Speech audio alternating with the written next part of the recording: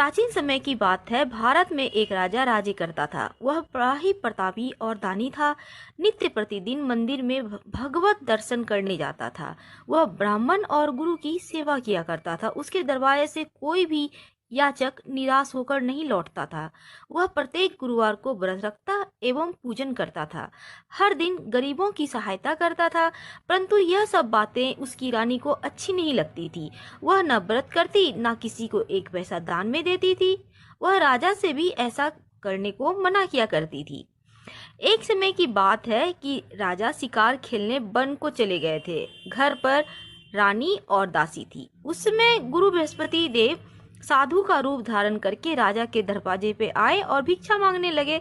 तो साधु ने रानी से भिक्षा मांगी तो वह कहने लगी कि हे साधु महाराज, मैं इस दान पुण्य से तो तंग आ गई हूँ। इस कार्य के लिए तो मेरे पति देव ही बहुत हैं। अब आप ऐसी कृपा करें कि सारा धन नष्ट हो जाए ताकि मैं आराम से रह सकूं। साधु रूपी बृहस्पति देव ने कहा, हे देवी, तुम तो बड़ी विचित्र हो। संतान और धन से कोई भी दुखी नहीं होता, इसको सभी चाहते हैं। पापी भी पुत्र और धन की इच्छा रखता है। अगर तुम्हारे पास धन अधिक है तो भूखे मनुष्यों को भोजन कराओ, प्याऊ लगवाओ, ब्राह्मणों को दान दो, धर्मशालाएं बनवाओ, कुआं, तालाब, बावड़ी, बाग बगीचे आदि का निर्माण कराओ और निर्धनों की कुंवारी कन्याओं का विवाह करवाओ। साथ ही यज्ञ आदि करो। इस प्रकार के कर्मों से आपका कुल का और आपका नाम परलोक में सार्थक होगा एवं स्वर्ग की प्राप्ति होगी। परंतु रानी साधु की इन बातों से खुश न हुई। उसने कहा, हे साधु महाराज, मुझे ऐसे धन की आवश्यकता नहीं जिसको मैं अन्य लोगों को दान दूं और जिसको रखने और संभालने में ही सारा समय मेरा नष्ट हो जाए। साधु ने कहा, हे देवी, यदि तुम्हारी ऐसी इच्छा है तो मैं जैसा बतलाता हूँ तुम वैसा ही करना।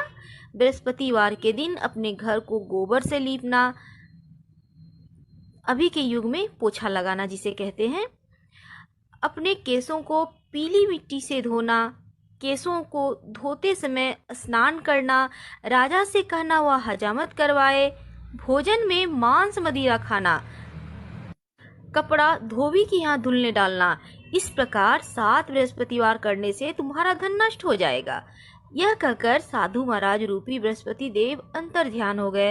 रानी ने साधु के कहने के अनुसार 7 बृहस्पतिवार तक वैसा ही किया।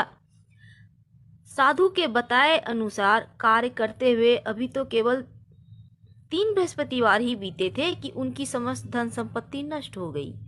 भोजन के लिए दोनों समय परिवार तरसने लगा तथा संसारिक भोगों से दुखी रहने लगा।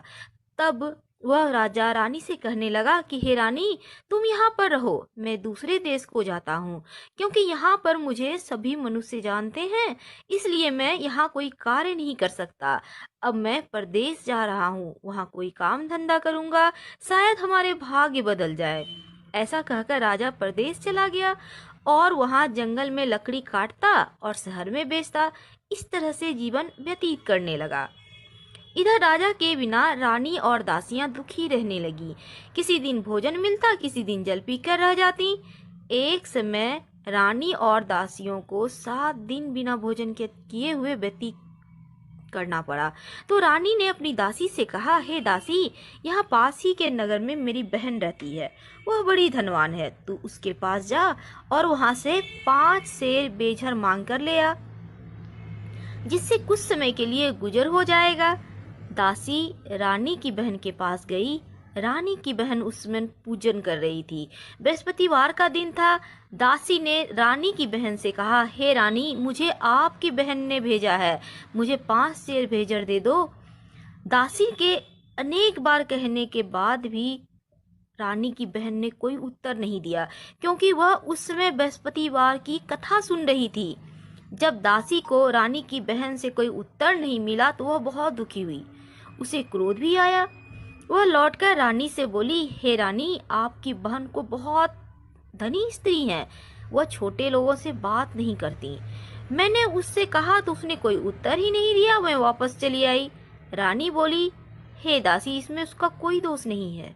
जब बुरे दिन आते हैं ना तो कोई सहारा नहीं देता।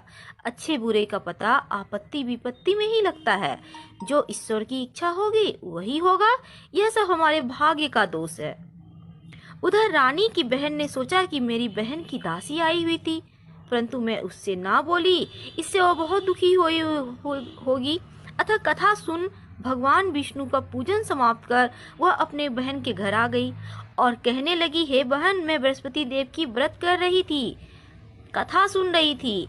तुम्हारी दासी हमारे घर गई हुई थी, परंतु जब तक कथा होती है तब तक हम लोग न उठते हैं न बोलते हैं, इसलिए मैं नहीं बोली।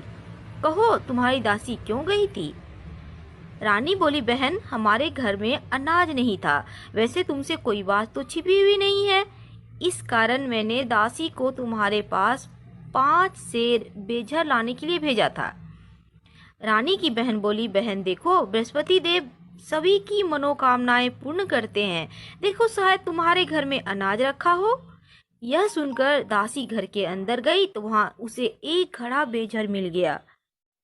दासी को बड़ी हैरानी हुई, क्योंकि उसने एक एक बर्तन देख लिया था। उसने बाहर आकर रानी को बताया तो दासी अपनी रानी से कहने लगी, हे रानी, देखो, वैसे हमको अब जब अन्न नहीं मिलता तो हम रोज ही व्रत करते हैं। अगर इनसे व्रत की विधि और कथा पूछ ली जाए तो हम भी उसे किया करेंगे। दासी के कहने पर रानी ने अपनी बहन से बृहस्पतिवार व्रत के बारे में पूछा। उसकी बहन ने बताया, हे रानी बहन, बृहस्पतिवार को सूर्योदय से पहले उठ जाएं, स्नान करके बृहस्पतिवार का व्रत करना चाहिए, लेकिन उस दिन सिर नहीं धोना चाहिए। बृहस्पतिवार के व्रत में चने की दाल, मुनक्का से विष्णु भगवान का केले के वृक्ष की जड़ में पूजन करें और दीपक जलावें। उस दिन एक ही समय में भोजन करें। भोजन पीले कलर का होना चाहिए। खाद्य पदार्थ और कथा सुने। इस प्रकार करने से गुरु भगवान प्रसन्न होते हैं, अन्न पुत्र धन देते हैं, मनोकामना पूर्ण करते हैं। व्रत और पूजन की विधि बताकर रानी की बहन अपने घर लौट आई। रानी और दासी दोनों ने निश्चय किया कि बृहस्पति देव भगवान की पूजन जरूर करेंगे। 7 दिन बाद जब बृहस्पतिवार का दिन आया तो उन्होंने व्रत रखा। घुड़साल में जाकर चना और गुड़ मिलाई, उनकी दाल से केले की जड़ और विष्णु भगवान का पूजन किया। अब पीला भोजन कहाँ से आवे? दोनों बड़ी दुखी हुई, परंतु उन्होंने व्रत किया था, इस कारण बृहस्पति देव प्रसन्न थे। एक साधारण व्यक्ति के रूप में वे 2 थालों में सुंदर पीला भोजन लेकर आए और दासी को देकर बोले, हे दासी, यह भोजन तुम्हारे और रानी के लिए है, तुम दोनों करना। दासी भोजन पाकर बहुत प्रसन्न हुई और रानी से बोली, रानी जी, भोजन कर लो। रानी को इस भोजन के बारे में कुछ भी पता नहीं था, इसलिए वह दासी से बोली, जा तू ही भोजन कर, क्योंकि तू व्यर्थ में हमारी हंसी उड़ाती है। दासी बोली, एक व्यक्ति भोजन दे गया है। रानी कहने लगी, वह भोजन तेरे लिए दे गया है, तू ही भोजन कर। दासी ने कहा, वह व्यक्ति हम दोनों के लिए 2 थालों में भोजन दे गया, इसलिए हम और आप दोनों साथ साथ भोजन करेंगी। दोनों ने भगवान गुरु को नमस्कार कर भोजन आरंभ किया। इसके बाद वे दोनों प्रत्येक बृहस्पतिवार को गुरु भगवान का व्रत और पूजन करने लगी। बृहस्पति भगवान की कृपा से उनके पास धन हो गया, परंतु रानी फिर पहले की तरह आलस्य करने लगी। तब दासी बोली, देखो रानी, तुम पहले भी इस प्रकार आलस्य करती थी, तुम्हें धन रखने में कष्ट होता था, इस कारण सभी धन नष्ट हो गया। अब गुरु भगवान की कृपा से धन मिला है तो तुम्हें आलस्य हो रहा है। बड़ी मुसीबत के बाद हमने यह धन पाया है, इसलिए दान पुण्य करना चाहिए। तुम भूखे मनुष्य को भोजन कराओ, प्याऊ लगवाओ, ब्राह्मणों को दान दो, कुआं, तालाब, बावड़ी आदि का निर्माण करवाओ, मंदिर पाठशाला बनाकर दान दो, कुंवारी कन्याओं का विवाह करवाओ, धन को शुभ कार्यों में खर्च करो, जिससे तुम्हारा कुल का यश बढ़े और स्वर्ग प्राप्त हो, पितरदेव प्रसन्न हो। दासी की बात मानकर रानी ने इसी प्रकार के कर्म करने आरंभ किए, जिससे उनका काफी यश फैलने लगा। एक दिन रानी और दासी आपस में विचार कर रही थी कि न जाने राजा किस दिशा में होंगे। उनकी कोई खोज खबर नहीं है। गुरु भगवान से उन्होंने प्रार्थना की और भगवान ने रात्रि में राजा को सपने कहा, हे राजा, उठ, तेरी रानी तुझको याद करती है, अब अपने देश को लौट जा। राजा प्रातःकाल उठकर जंगल से लकड़ियां काट कर लाने के लिए जंगल की ओर चल पड़ा। जंगल से गुजरते हुए वह सोचने लगा, रानी की गलती से उसे कितने दुख भोगने पड़े। राजपाट छोड़कर उसे जंगल में आकर रहना पड़ा। जंगल से लकड़ियां काटकर उन्हें बेचकर गुजारा करना पड़ा। उसी समय उस जंगल में बृहस्पति देव एक साधु के रूप में आए और राजा के पास आकर बोले, हे लकड़हारे, तुम इस सुनसान जंगल में किस चिंता में बैठे हो, मुझको बताओ। यह सुनकर राजा के नेत्रों में जल भर आया और साधु की वंदना करके बोला, हे प्रभु, आप सब कुछ जानने वाले हैं। इतना कहकर राजा ने साधु को अपनी संपूर्ण कहानी बतला दी। महात्मा दयालु होते हैं। वे राजा से बोले, हे राजा, तुम्हारी पत्नी ने बृहस्पति देव का अपमान किया था, अपराध किया था, जिसके कारण तुम्हारी यह दशा हुई। अब तुम किसी प्रकार की चिंता मत करो, भगवान तुम्हें पहले से अधिक धन देंगे।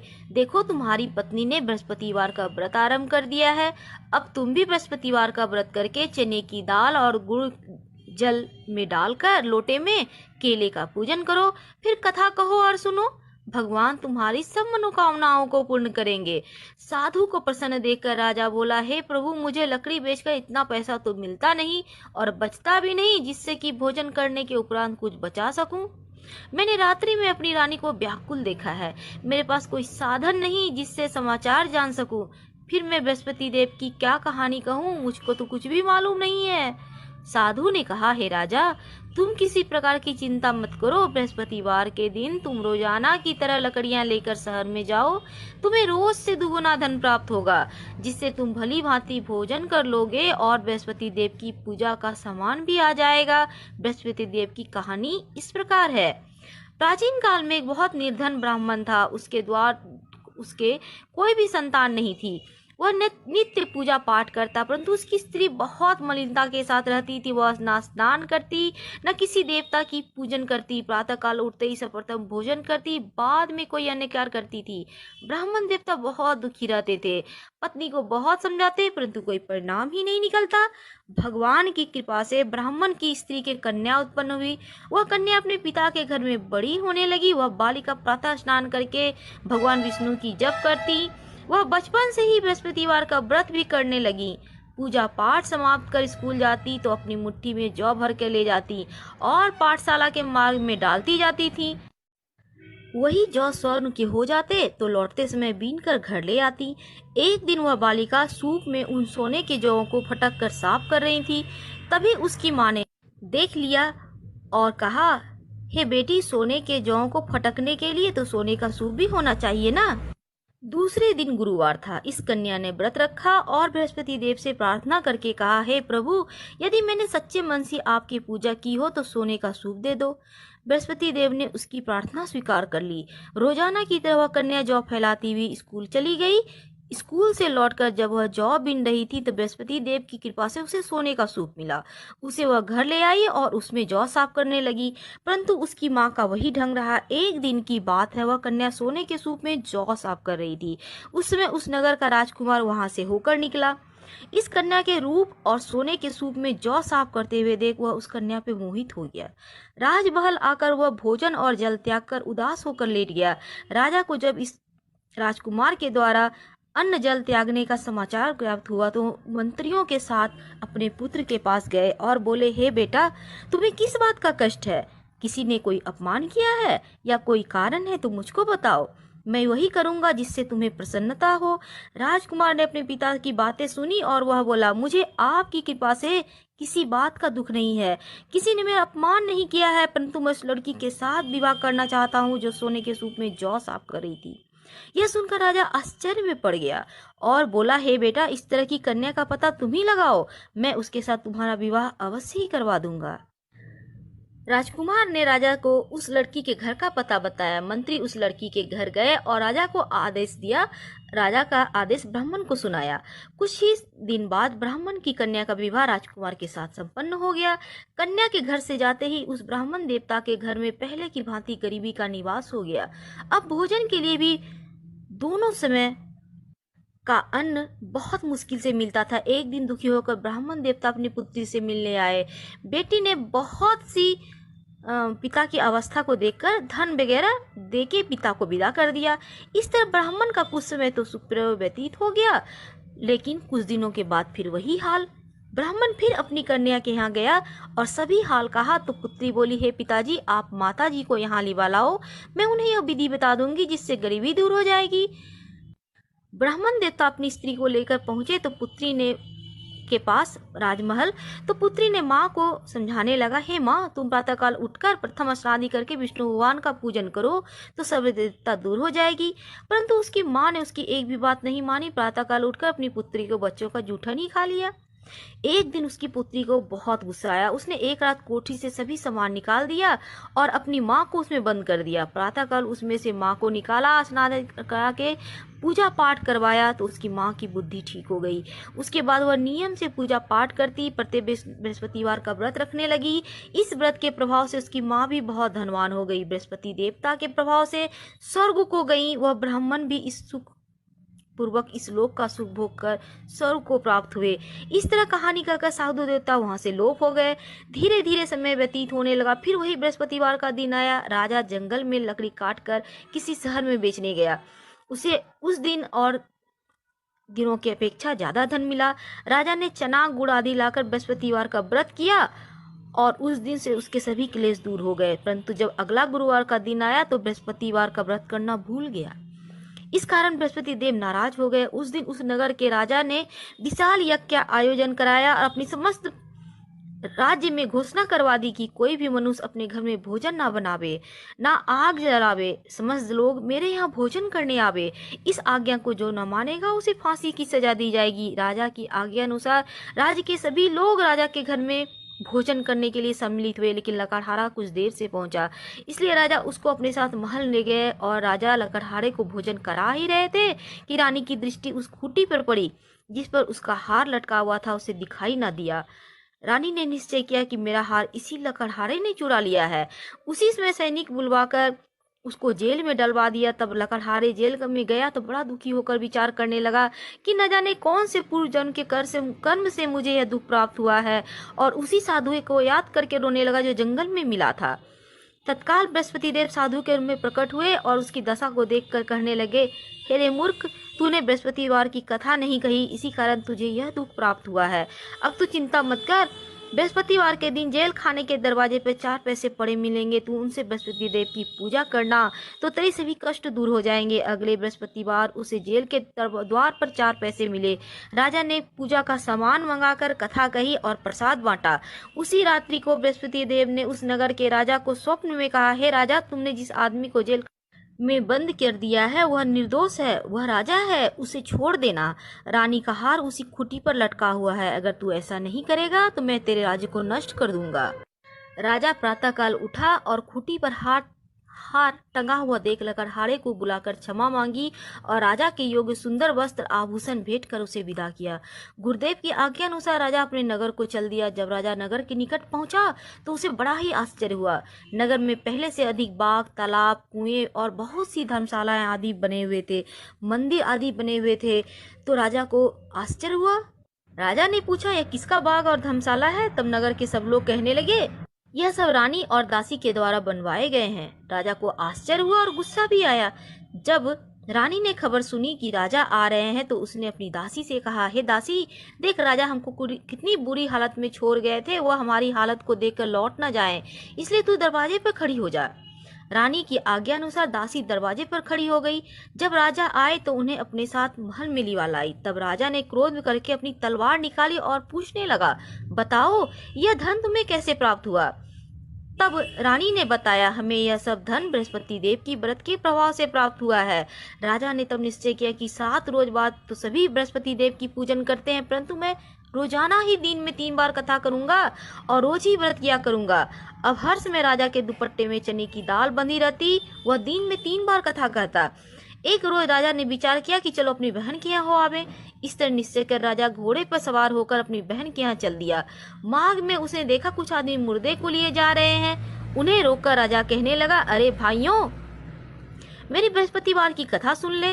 वे बोलो, लो, हमारा आदमी मर गया है, इसको अपनी कथा की पड़ी है। परंतु कुछ आदमी बोले, अच्छा कहो, हम तुम्हारी कथा भी सुनेंगे। राजा ने दाल निकाली और कथा करनी शुरू कर दी। जब कथा आधी हुई तो मुर्दा हिलने लगा और कथा समाप्त हुई तो राम राम कहते हुए मुर्दा खड़ा हो गया। राजा आगे बढ़ा, उसने चलते चलते शाम हो गई। आगे मार्ग में एक किसान खेत में हल चलाता मिला। राजा उससे बोला, अरे भैया तुम मेरी बृहस्पति देव की कथा सुन ले। किसान बोला, जब तक मैं तेरी कथा सुनूंगा 4 अढ़ैया खेत जोत लूंगा, जा कथा अपनी किसी और को सुनाना। राजा आगे चलने लगा। राजा के हटते ही बैल पछाड़ खड़ के गिर गए। किसान के पेट में बहुत जोर दर्द होने लगा।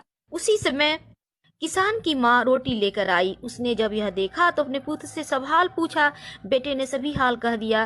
तो बुढ़िया दौड़ी दौड़ी घुड़सवार के पास गई और उससे बोली, मैं तेरी कथा सुनूंगी, तू अपनी कथा मेरे खेत पे चल के कहना। राजा ने लौटकर बुढ़िया के खेत पे जाकर कथा कही, जिसके सुनते ही बैल खड़े हो गए। किसान का पेट का दर्द भी बंद हो गया। राजा अपनी बहन के घर पहुंचा तो बहन ने भाई की खूब मेहमानी की। दूसरे रोज प्रातःकाल राजा जगा तो वह देखा कि सब लोग भोजन कर रहे हैं। राजा ने अपनी बहन से पूछा, ऐसा कोई मनुष्य नहीं है जिसने भोजन न किया हो? वह मेरी बृहस्पति देव की कथा तो सुन ले। यह सुनकर बहन बोली, भैया यह देश ही ऐसा है, लोग यहाँ पहले भोजन करते हैं, बाद में अन्य कार्य करते हैं। अगर कोई पड़ोस में है तो मैं देख कर आती हूँ। ऐसा कहकर बहन चली गई, परंतु उसे ऐसा कोई भी व्यक्ति नहीं मिला जिसने भोजन न किया हो। अतः वह एक कुम्हार के घर गई जिसका लड़का बीमार था। उसे मालूम हुआ कि उसके यहाँ से 3 रोज से किसी ने भोजन नहीं किया है। रानी ने अपने भाई की कथा सुनने के लिए कुम्हार से कहा तो वह तैयार हो गया। राजा ने जाकर बृहस्पतिवार की कथा कही, जिसका सुनकर उसका लड़का ठीक हो गया। अब तो राजा की प्रशंसा होने लगी। एक दिन राजा ने अपनी बहन से कहा, हे बहन, मैं अपने घर जाऊंगा, तुम भी तैयार हो जाओ। राजा की बहन ने अपनी सास से कहा तो अपने भाई के साथ जाने की आज्ञा मांगी। सास बोली, चली जा, परंतु अपने लड़कों को मत ले जाना, क्योंकि तेरे भाई को कोई संतान नहीं होती है। बहन ने अपने भाई से कहा, हे भैया मैं तो चलूंगी, कोई बालक नहीं जाएगा। राजा ने कहा, जब बालक ही नहीं जाएगा तो तुम जाकर क्या करोगी? दुखी मन से राजा अपने नगर को लौट आया। राजा ने अपनी रानी से कहा, हम निसंतान हैं, कोई हमारे घर आना पसंद नहीं करता। इतना कहकर बिना कुछ खाए सैया पर लेट गए। रानी बोली, हे प्रभु, बृहस्पति देव ने हमें सब कुछ दिया है, हमें संतान भी अवश्य देंगे। उसी रात बृहस्पति देव ने राजा को स्वप्न में कहा, हे राजा उठ, सभी सोच त्याग दे, तेरी रानी गर्भवती है। राजा को यह जानकर बहुत खुशी हुई। 9वें महीने रानी के गर्भ से एक सुंदर पुत्र पैदा हुआ। जब राजा की बहन ने यह सब शुभ समाचार सुना तो वह बहुत खुश हुई और बधाई लेकर अपने भाई के यहाँ आई। तभी रानी ने कहा, घोड़ा चढ़कर तो नहीं आई, गधी चढ़ी आई। राजा की बहन बोली, भाई मैं इस प्रकार ना कहती, तुम्हें औलाद कैसे मिलता? बृहस्पति देव ऐसे ही हैं, जिनके मन में जो भी कामनाएं रहती हैं सभी को पूर्ण करते हैं। जो सद्भावना पूर्वक बृहस्पतिवार का व्रत करता है, पढ़ता है, सुनता है अथवा दूसरों को सुनाता है, बृहस्पति देव उसकी सदैव रक्षा करते हैं। जो संसार में सद्भावना व सच्चे हृदय से बृहस्पति देव की पूजन करते हैं, उनकी सभी मनोकामनाएं उसी प्रकार से पूर्ण होती है जैसे राजा और रानी ने बृहस्पति देव की कथा और गुणगान किया। उनकी सभी इच्छाएं बृहस्पति देव ने पूर्ण की थी। मनुष्य को हृदय से उनका जय जयकार करते हुए, मनन करते हुए जय जयकार बोलना चाहिए। बृहस्पति भगवान की जय, विष्णु भगवान की जय, लक्ष्मी मैया की जय। दोस्तों, ये कथा आदि मत सुनिएगा, बहुत पाप लगता है। आप जब भी कथा सुने, पूरा कथा सुनने के बाद हाथ में जो आपने पुष्प या चना गुड़ रखा था वहीं पे अर्पित करें और प्रणाम करें, आरती करें। धन्यवाद। हम फिर मिलेंगे।